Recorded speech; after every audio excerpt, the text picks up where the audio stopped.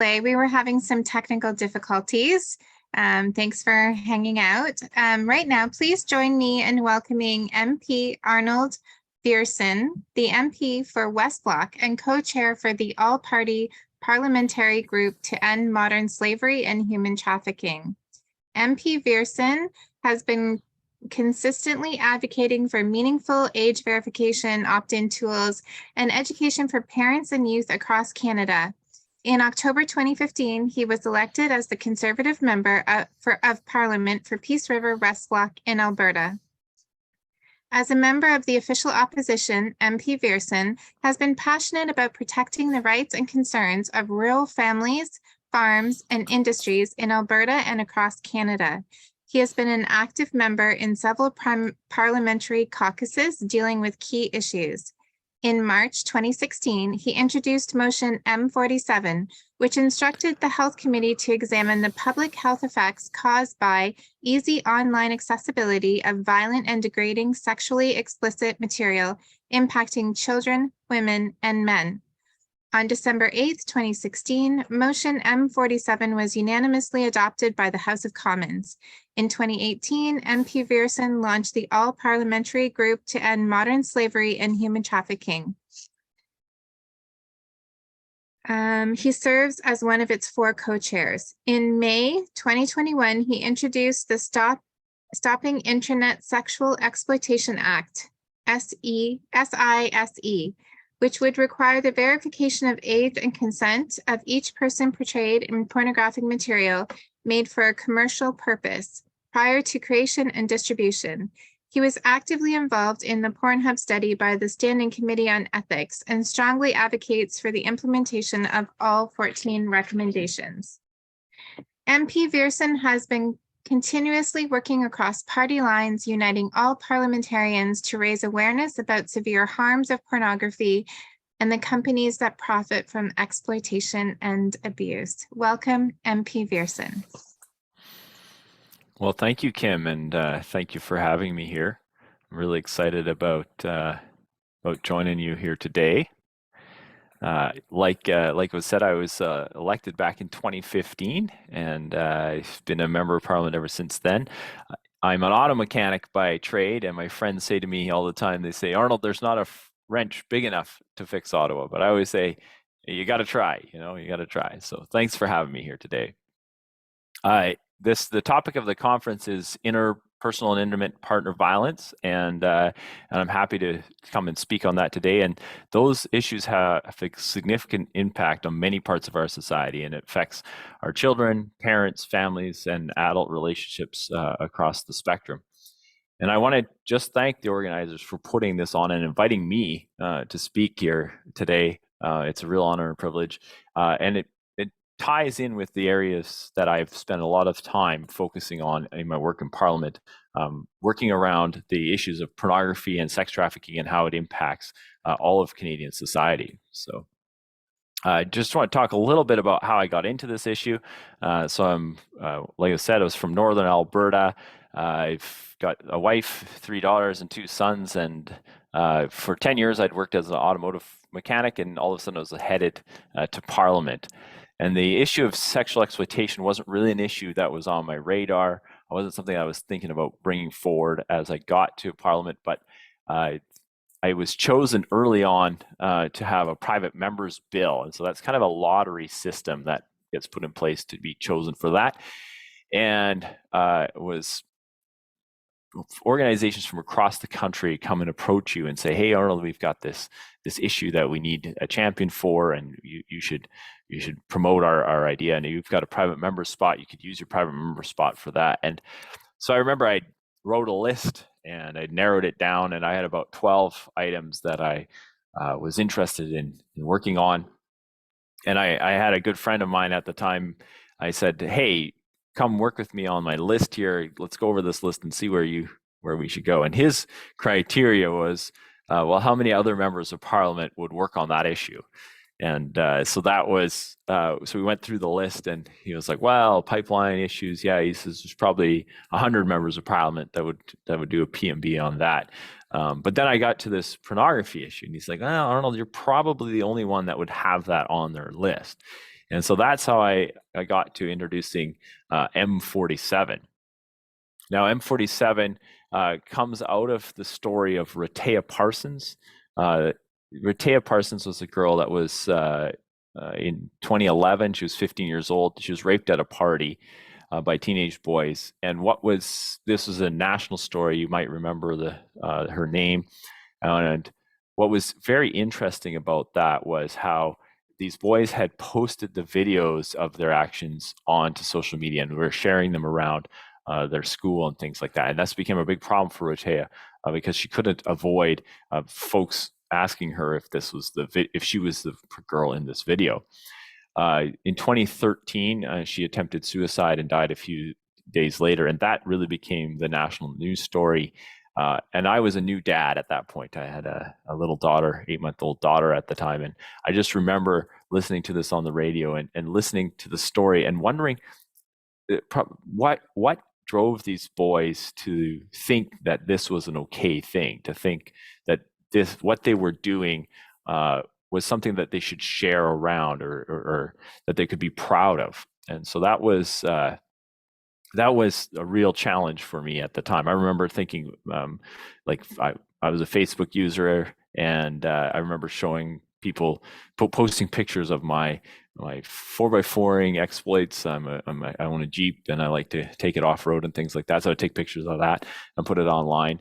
And those were things that I was proud of doing and excited to share with my friends. And now these boys were basically taking a rape scene and doing the same thing to that. And so that was a real challenge for me. So that was what drove a lot of the M47 thinking.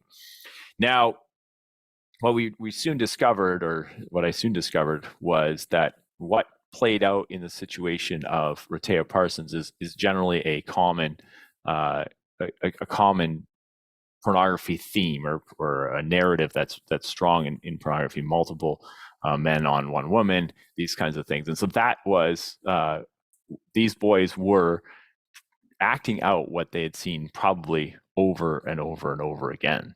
And so that was that's what I began to make the connection between violent pornography online and the way that it's wrongly educating an entire generation of young people.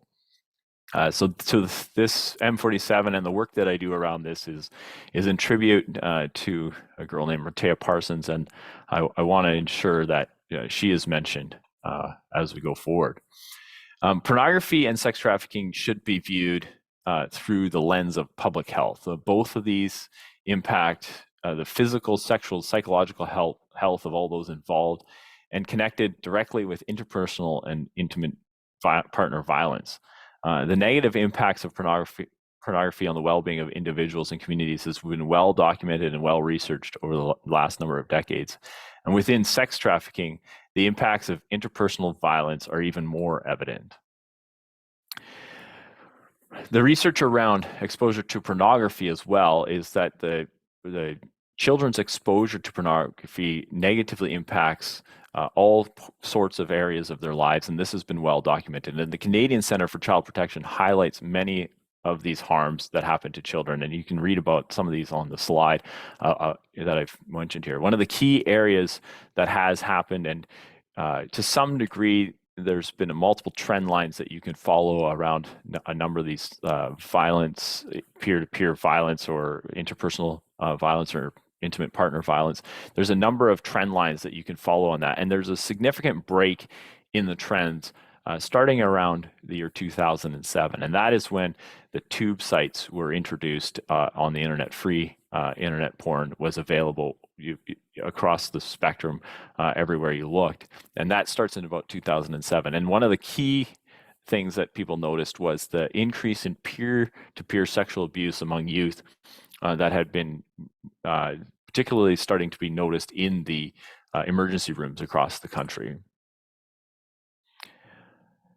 The other thing that's of note is that the type of pornography that has been out there has been changing dramatically. So now it's no longer what we think about the Playboy magazine. Now it is generally violence, generally non-consensual, and that has been showing up more and more in the pornography that is mainstream today. Recently, researchers at Durham University in the UK found that 1 in every 8 titles on the front pages of the UK's most popular porn sites describe sexual violence against women and girls. The impact of this is becoming more and more clear. And in 2020, there was a report by the UK government in which frontline workers revealed some of the most harmful impacts of the consumption of pornography. The regular consumption of violent pornography could desensitize viewers to its aggressive nature, and porn communicates that consent is not required and that violence is commonplace during sex and that women enjoy this violence. The UK's Children Commissioner report last month said that 79% of young adults aged 18 to 21 had seen pornography involving sexual violence before turning 18, and young people are significantly more likely to see violence perpetrated against a woman than against a man in pornography. And pornography is a public health issue because it attacks and disrupts the physical and mental and social well-being of individuals.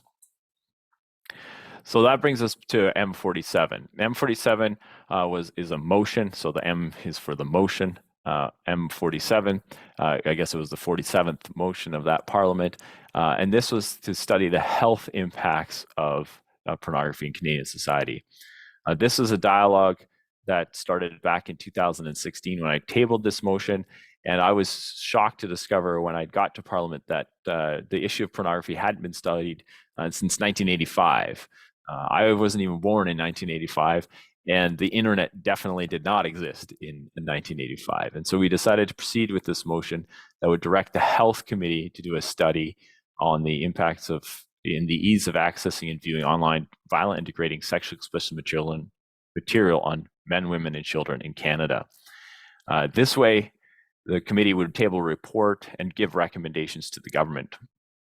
The majority of the people concerned about this are in fact healthcare workers like pediatricians, nurses, researchers, and psychologists, parents, teachers, children advocates, and sexual assault centers. And by the time M47 was voted on in the House of Commons, we had the support of over 50 organizations and thousands of Canadians who'd signed petitions and co-sponsored. And the bill was co-sponsored by 5 different political parties in the House of Commons. And so it was unanimously adopted on December the 8th, 2016. The Health Committee took on a report or drafted a report over the course of 4 meetings. And though they heard from witnesses from across Canada and around the world, I was somewhat disappointed with the report of the Standing Committee at that time. Despite overwhelming evidence from experts from across the country and around the globe, the report was silent on the academic research that violent and degrading pornography contributes to the rape culture, objectifies women, desensitizes viewers to the violence against women, to name a few.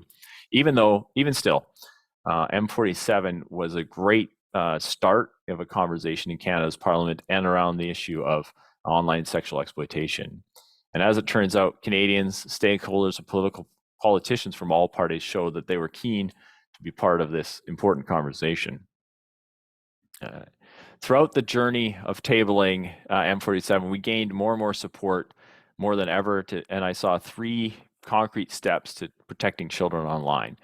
So I was pushing for public awareness campaigns across the country, develop better tools for parents, and legislate meaningful age verification. We look around the globe, and particularly the UK, they have taken pretty aggressive steps on all 3 of these areas. And so, and through the work of M47, I started to discover some of the actors or players on the other side of the screen, companies like MindGeek, that were really pushing this product out across the Canadian society. MindGeek, by their own claims, are the largest online porn manufacturer in the world. They own the company, or they own the website Pornhub, and they claim that they're about 80% of the online pornography market. They also developed a number of different websites, and they also claim that they are the drivers of a lot of the technology, and they are the ones that came up with the free online porn, and that went from also from still images to video images. So since M47, we've upward and onward, I suppose. We targeted, or MindGeek became an awareness of Mind, the company that owns Pornhub, and we started to push on getting the Canadian government to uphold the law when it came to pornography. So in Canada, it's illegal to provide pornography to children. It's illegal to post pornography of children, and it's illegal to post non-consensual images. And so we've been working hard to raise awareness around the fact that Canadian companies have been ignoring the law on this, particularly MindGeek. So we've been working for cross-party lines to raise awareness around this, and not many people know this, but MindGeek is a Canadian company with its headquarters right here in Montreal, Canada. And every minute of every day, videos of abuse and exploitation are being published and circulated online. And this is a big black mark on our Canadian landscape. In many cases, these videos are monetized by the ad subscriptions that come with that. And there's no meaningful age or consent tools put in place on these websites, neither for folks that are viewing the screen or folks that are being portrayed on the screen. So back in after a series of efforts to get the government to do something about this in 2020, in December 2020, there was a expose article called "The Children of Pornhub," a researched article by Nicholas Kristof that came up in the New York Times, and this drew attention to the actions of MindGeek and its the parent company of Pornhub. This article came to after we had written letters to the Prime Minister and the Justice Minister, pushing for action on this. And the byline of that article was, "Why does Canada allow this company to profit off the videos of exploitation and assault?" That article changed all of the work that we had done up until that point. Was suddenly on the front pages of the newspaper. The Prime Minister was being asked about it at his morning press conferences. Suddenly, folks that had seemed uninterested in what we were working on suddenly was the issue that everybody was concerned about. And suddenly we had open doors and we could get the conversation to continue. The Ethics Committee of Parliament actually took up a study on MindGeek, and we were able to get the executives of MindGeek to come and appear before the Ethics Committee. This was initiated after the Nicholas Kristof story, and the meetings were held in February to June of 2021. And if you go on the the Parliament of Canada website to the Ethics Committee, you can still view all of that testimony that took place then. The committee heard from over 40 witnesses from across the country, including a gal named Serena Filitis, whose videos had been put up when she was 14 years old as well. She had pretended to be the police, pretended to be her mom, pretended to be a lawyer, attempting to get these videos taken down. And in many cases, she was successful in having them taken down, only to have them re-uploaded minutes later. The committee also heard from Canadian organizations from across the country who had submitted briefs, and those briefs are still available as well on the Parliament of Canada website today. So I encourage all of you that are interested in this issue to go and check out that testimony. It is a wealth of knowledge from Canadians from across Canada, but also from around the world. Probably the most interesting and newsworthy was when the executives of MindGeek showed up at the committee. They defended their company after we had outlined several. There was four cases of 4 women who had been exploited, and their images had been put up on their website, and they were still proud of their company. Ferris Ontoon, the CEO at the time, said, "We are very proud of the product that we've built that gets 170 million 170 million people viewing it every day, 4 million Canadians, 30% of them women, a day. If you don't believe that those 4 million Canadians are coming to our site, that they wouldn't come there if they were going to see something so heinous or criminal like that. Wouldn't they be calling the police? Wouldn't the police have lines and lines of RCMP lining up at our door? we created a very good product that I'm proud of, and our 1,800 employees who have families and children are also proud of. Their testimony was interesting. It had a bunch of things that we could verify that were just false, and revealed their previous lies. We had the four witnesses who had showed up to say, "Hey, this is the case," and they had email chains of how they would work to try to get their images taken down. I had the opportunity of asking the CEO if they felt the need to apologize for their actions or apologize for what had happened, and they didn't. They did not take the opportunity to apologize and felt that they had done no wrong. And I asked them if they'd ever made any money off of survivors like Serena, and they said they didn't know. But what we do know is that they've made a lot of money, given the fact that their tax filings show that they make nearly over $500 million every year. We discovered that they had not been reporting any child exploitation to the RCMP, which was required by law. It was interesting is that once we started pushing on this a little bit, suddenly there was some reports from them. Was after we had had these hearings that they started now suddenly making reports to the RCMP. But it was clear that to the whole ethics committee that the porn industry cannot be trusted to regulate themselves and to protect our children. So that was the outworking of the ethics committee. The ethics committee then came out with a report. That report also put forward 14 recommendations. So the final ethics committee report recognized companies like Pornhub had failed to protect minors from having exploitive content shared. They had 14 recommendations, a call that was unanimously supported across all political parties in the House of Commons.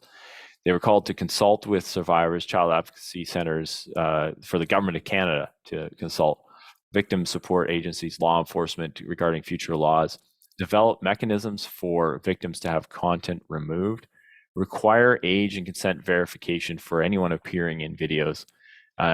It's been a few years now, and still none of these recommendations have been implemented. Unfortunately, the government called an election shortly after that report was tabled, and so there was never any government response to that report. Though they've not mentioned that report explicitly, there was several of the ministers' mandates have talked about dealing with online harms, and we're hopeful still that there will be a bill forthcoming that will start to address some of these things. I've also been working to try to get that report retabled so that the government will have to respond to it. The connection between pornography and sex trafficking is one that I say similar to the connection with cigarettes are to cancer. Pornography is often the marketing tool. It drives demand for sex trafficking. I realize this is shifting gears a little bit, but the sex trafficking victims are often exploited into the production of pornography, and pornography is often used to groom victims that then get moved into sex trafficking. This is stuff again that I learned as I connected with organizations from across the country from my original motion M47. There was many who were concerned about the impacts of pornography were also fighting sex trafficking, and the links were clear. Pornography has driven the demand for commercial sex exploitation of women and youth up 80% since 2007, and very often victims say that they are shown pornography as for like, hey, this is what we want to do. Pornography is also used by the traffickers to groom and train sex trafficking victims about those various sex acts and situations that buyers would prefer. And traffickers force victims into pornography for psychological control, saying, "Hey, we have this video. We'll show it to your family or whatever. If you don't do what we say." That is a major challenge, and generally, or they post it on one of the sites like Pornhub and say, "Hey, your images are there forever. your family will never want you back, no point in leaving, this kind of thing. And they also do it for another revenue stream. Pornography in and of itself is also a form of sex trafficking. There's multiple organizations such as the Salvation Army that believe that due to the exploitative nature of the industry, pornography is also a form of sex trafficking. And interviews with women who have spent time in pornography are almost identical to the stories of those that have been victims of sex trafficking. Sex trafficking in Canada is a vicious and growing problem. It's profitable. It's often happening within 10 minutes or 10 blocks of where you live. We know that Canadians are generally unaware of how common it is, but what we do know is that it turns people into objects to be used and exploited. It's vicious, profitable, and growing. It's happening right here. The victims of human trafficking in Canada are mostly young women. 93% of them are Canadian. They're born here in Canada. And in some Canadian cities, up to 50% of the trafficking victims are Indigenous. 75% of our human trafficking victims in Canada were forced into prostitution as children. And human traffickers make up to $300,000 per victim. So it's very profitable crime. Anyone can become a victim of sex trafficking. It does not discriminate in terms of which socioeconomic class, which part of the country. The traffickers will find a vulnerability and exploit it. In Canada, most victims know their trafficker. It's a misconception to say that traffickers are strangers strangers. In Canada, the majority of predators in the sex trafficking cases are close friends, acquaintances, or even family members. And traffickers are also not restricted to socioeconomic class, race, gender. Traffickers can be from affluent members of society, classmates, gang-affiliated members, or significant others, trusted family members, or even friends. Trafficking can happen to almost anyone. In Canada, the likely to be at risk are young boys and girls, those who are bullied or isolated, youth absent from community or supportive family networks, Indigenous, and women. And trafficking happens anywhere. Like I said earlier, within 10 blocks or 10 minutes of where you live, there's likely human trafficking happening. Even in my large northern rural riding, we've had a major trafficking case up in high level Alberta. And during the pandemic, children, youth, and adults spent more and more time on social media, where traffickers adopted new techniques to lure and groom their victims. They are often targeting those who feel isolated or removed from their loved ones, and that they are the most vulnerable. And in some cases, they're using their family network as a threat against them, saying, "Hey, your family will never take you back after you've done the things that I've seen you do."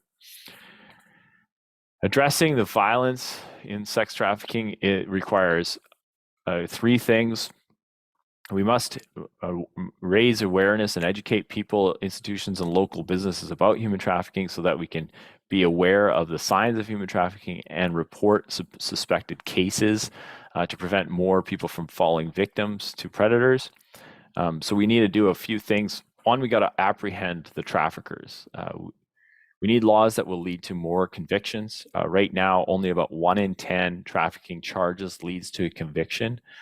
There's a number of reasons for this. Many cases, it's easier. Often, a human trafficker is often engaged in a whole host of different illegal activities, and it's often easier for the prosecutors to get a conviction on other issues. This is a frustration of mine, given the fact that what could be more valuable than another human being, and yet oftentimes we are able to get convictions for theft or the ownership of illicit substances easier than a human trafficking case. We also need to target the demand. We have to go after the people that buy sex in this country. In Canada, we have what is called the equality model. This makes it illegal to buy sex in much the same way as it's illegal to buy kidney. But in Canada, it is very few and far between where the police forces actually go after targeting the sex buyers. It is illegal. The law is correct on this stuff, but we need to ensure that it happens. International approaches show that this helps reduce sex trafficking. The Nordic countries in particular have really adopted the equality model, and it's been working well there. And then the other piece that we need to do is support survivors. Support exit and recovery programs help to remove. A lot of times when you rescue somebody out of being sex trafficked, they often come with a criminal record from a number of other. Their traffickers will be trafficking them for in the commercial sex industry, but they'll also be forcing them to do other crimes, be involved in drug dealing, these kinds of things. And many times they will be the fall person when the police get close to arresting the trafficker. So there's that. There are the other challenges. Many times, a trafficking victim, their identity has been used, and their credit rating will be in total shambles. And so it'll take a number of years to get that all sorted out. And so supporting survivors is critical. Somebody told me that we have to walk with a survivor of sex trafficking for a minimum of 3 years in order for them to be made whole again. And so that is something that we need to do. So 3 things: we got to apprehend the traffickers, we got to stop the demand, and we've got to work to support survivors. I also have been working on a bill, Bill C-270. I call it the SISE Act.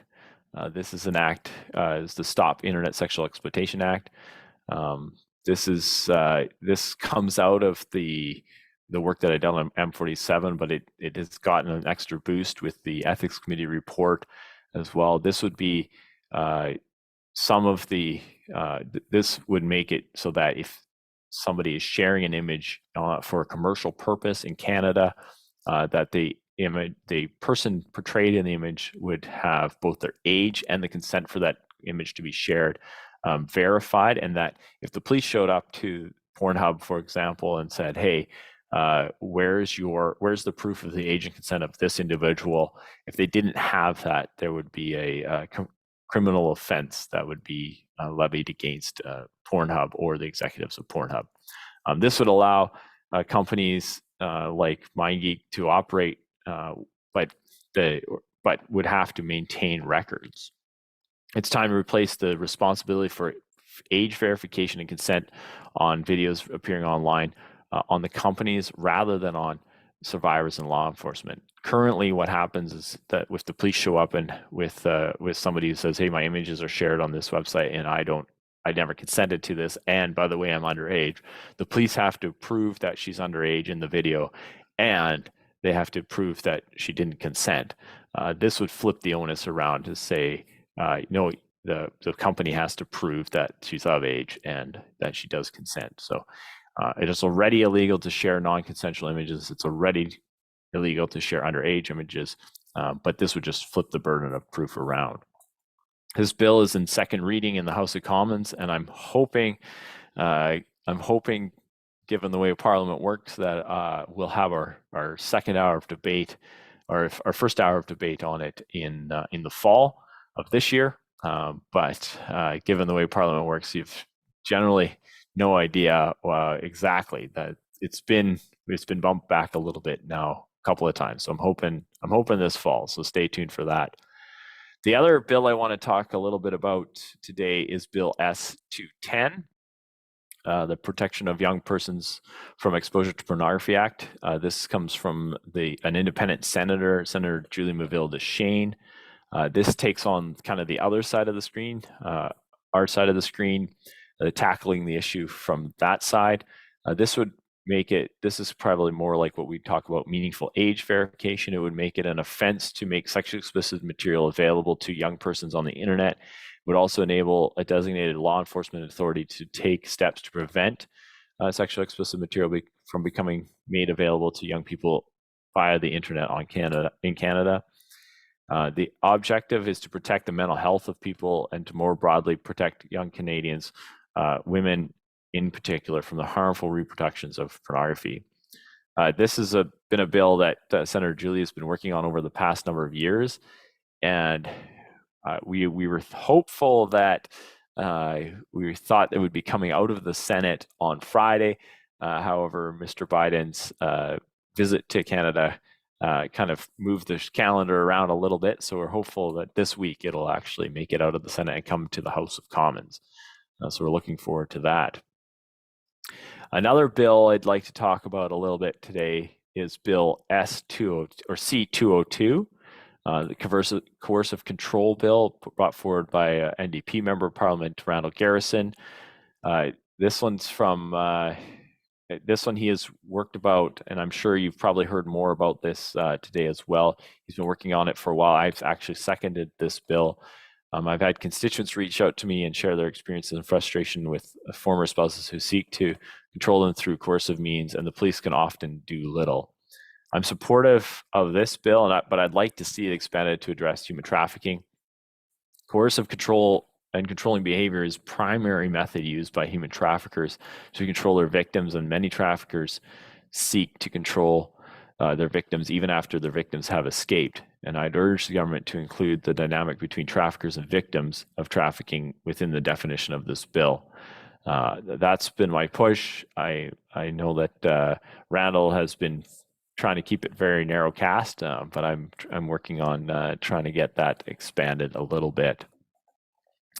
Another bill I'd like to talk to you about is Bill C-308, the National Human Trafficking Strategy Act. I tabled this bill last fall. This would push the government to maintain a national strategy.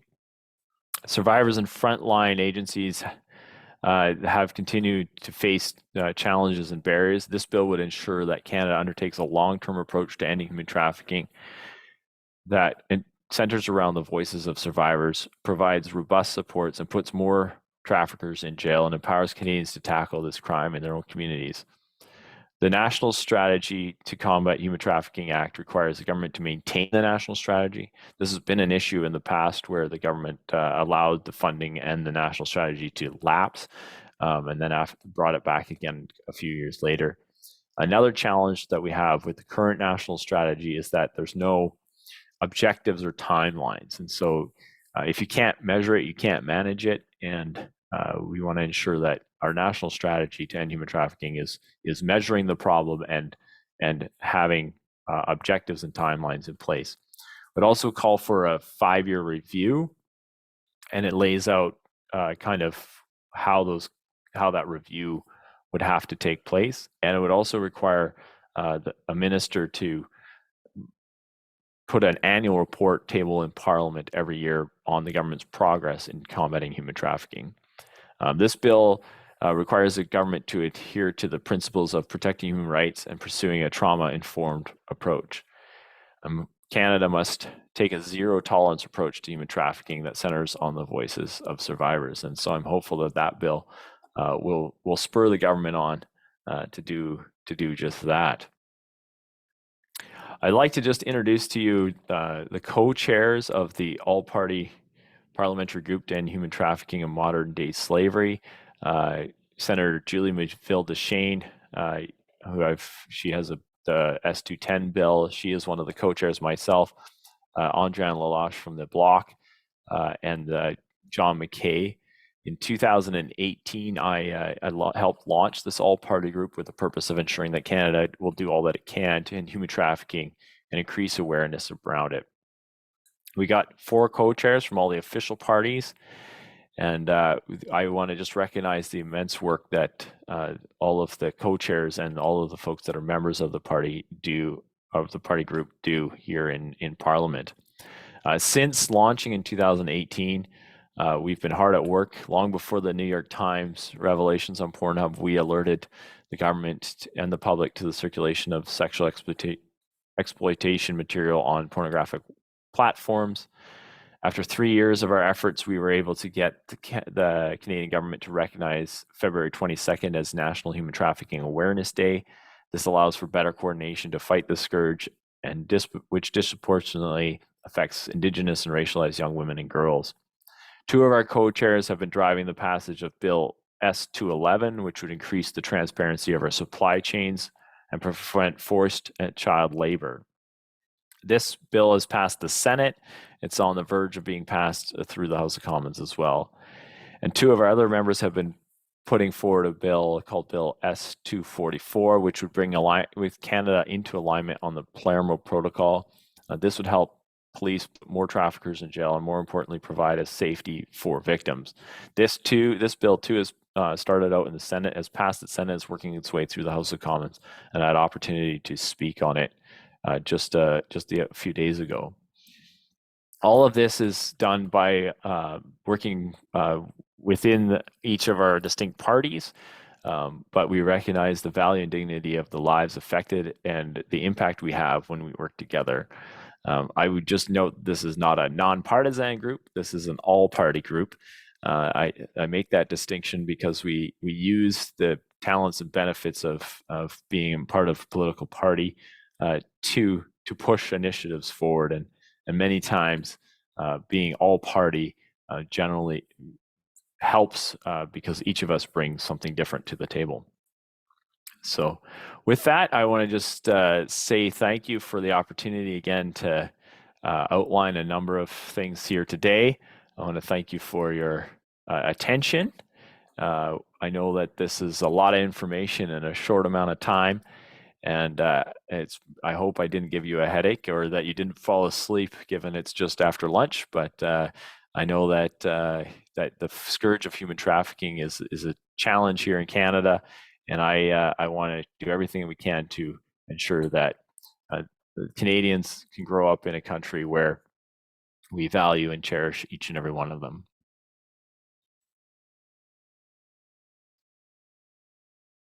An important talk with there's lots of information in this talk. So the question, while you were going through all of this legislation that you're supporting and the different bills that are coming out, just as Canadians, how do we best support all the efforts of our parliamentary members in all this work that they're doing? So as an average Canadian, what can I do to help you? Well, the number one thing, thanks, Kim, for that question. The number one thing is to just, all the information that I outlined here today, share that with your friends and neighbors, have a talk with it around the dinner table. Generally, Canadians are unaware that the issue is as big as it is. The other thing is that there is an organization in your community that is fighting against pornography, human trafficking. Get involved. There's a need for people. There's a need for volunteers everywhere on that for sure.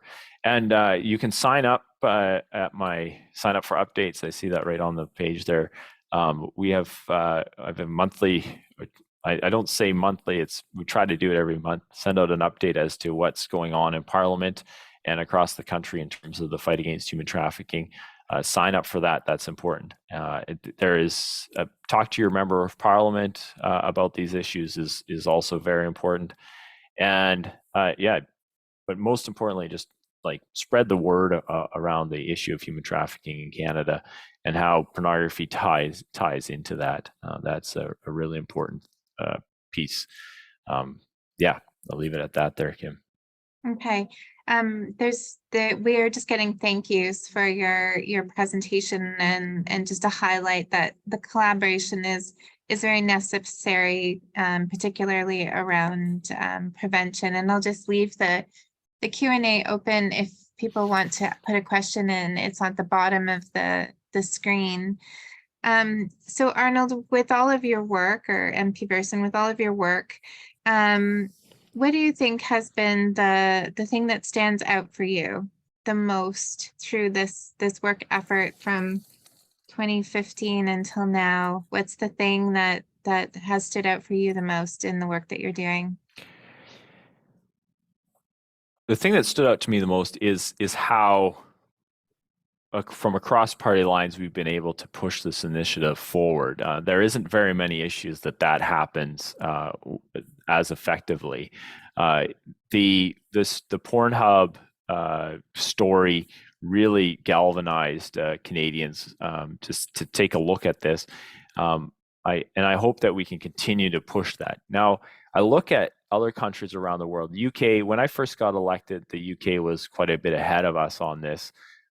More recently, Germany and France have come with some fairly stringent laws around access to pornography. In fact, Germany, I think, has banned 5 websites from Germany, basically just saying like, "Hey, you're not welcome here. You don't verify the age of the folks that are signing on to your website and things like that." So that has been a growing and a very interesting development, and I'm hopeful that we can get some of these things across the line here in Canada. Yeah, that's been by far the most interesting part of all of the work that we've done here. The launch of the all-party group, we got that idea from the UK, given that our parliaments are similar, and so that has been really helpful. And I know that there's like a coalition of folks from around the globe that are starting to tackle this, and so I'm excited to be a part of that. I'm excited that I get opportunities to speak like this as well, and just build an army to somewhat tackle this. Yeah, that's great. We have a question from Susan. She wants to know, can a person revoke consent for their images to be distributed? So the SISE Act, so that bill that I was talking about earlier, C-270, has a provision in there that would allow the revocation of consent. That's a really important thing. I think that's probably the next step in terms of how these kinds of laws are coming up. They're kind of sprouting up all over the world, and so I'm excited to see that in this bill, the revocation of consent. That is a major problem for a lot of folks, is that they may even have consented to put up those videos in the past, but today are unhappy about that and would like them taken down, and this bill would allow for that to happen. Okay, great. We have 2 more questions that came in. So one is, how do we highlight the difference between being forced into sex work and people who choose to do it? And there's a second part. And how can we do this anti-human trafficking work while honoring sex workers' choice of doing that work? Do you want me to repeat the first one? I think I got that. Yeah. Okay. I would just say that it's a difficult line to draw, given the fact that the vast majority of folks that are involved in prostitution were forced into prostitution before the age of 18. I would, I guess, make the same case for selling a kidney. You probably could sell a kidney ethically. You have 2 of them. You don't necessarily need 2 of them. But for the fact of the matter that we have such a concern around poor folks getting forced into selling their kidney, we don't allow the sale of organs. That is the other challenge that we have. As soon as money is introduced into a sexual relationship, how do we know that the consent is real? And so that is why in Canada, the purchase of sex is illegal. Okay. And we have another question here. I'm curious about your thoughts on the conflation of choice-based sex work and sex trafficking, and how do we ensure the rights of choice-based sex workers who are often lumped into those considered trafficked? So it's sort of a similar question. Yeah. No, that's often a point of debate, no doubt. I would just continue to say that the vast majority of sex trafficking victims, of trafficking victims in Canada, are sex trafficked victims, and we need to ensure that we honor and do justice to those victims. I would look around the world. We can see around the world where countries have taken different trajectories, and I would say that the Nordic model, the equality model, the countries like Sweden have taken on, have dramatically reduced the amount of sex trafficking that happens in those countries, and have ensured that that folks that wanted to get out are able to get out. That has been that is necessary, and I would say that we have to ensure that Canada continues to follow that model. Okay, we had another question come in. from an anonymous attendee. In terms of the SISE Act, is there anything ensuring that consent is informed, and how do we verify that? So there is no requirement around making sure that the consent is informed. However, I think that the fact that the consent can be revoked, that part of it would ensure that we can catch some of those issues. The big challenge we have right now is just there is no requirement for companies to maintain records that they have. In many cases, there's no connection at all between the companies that are posting these videos and the person that is appearing in them. They don't even. It's often somebody who's downloaded a video somewhere else on the internet is uploading a video somewhere else on the internet, and there's no connection at all between the folks that are hosting this video and the folks that are appearing in the video. This requirement would make connection between those different parties. That is what we're really trying to get at. The informed consent piece is imperative. There's no doubt, but this doesn't necessarily tackle that. I think that if we could get to the informed consent part, that would be glorious. But it's a ways away yet, I'm sure. Mm-hmm. Absolutely. It's to me, I learned a lot from your session today. And I really appreciate and want to thank you for the work that you're doing in this area to help all of those involved, and just your thoughtfulness around choice and around people being aware of the realities. It's a little bit hard to believe. I live in maybe a bit of a naive world when it comes to Canada. And to hear some of these things can be a bit surprising. But to your point earlier, to my original question, this is where we need to have these conversations with our friends and our colleagues, and I need to have this conversation with my daughters and their partners. So I just want to thank you again for your time today. I know that as an MP, you have a very busy schedule. We really appreciate that you were able to be here with us and to share all of the work that you're doing. And we're happy that we're able to share this with our participants. So thank you, MP Viersen, for attending today. Well, thank you for having me, Kim. It's been an honor, and thank you for hosting a conference such as this. I think we need more of them. Okay, all right. Thank you very much.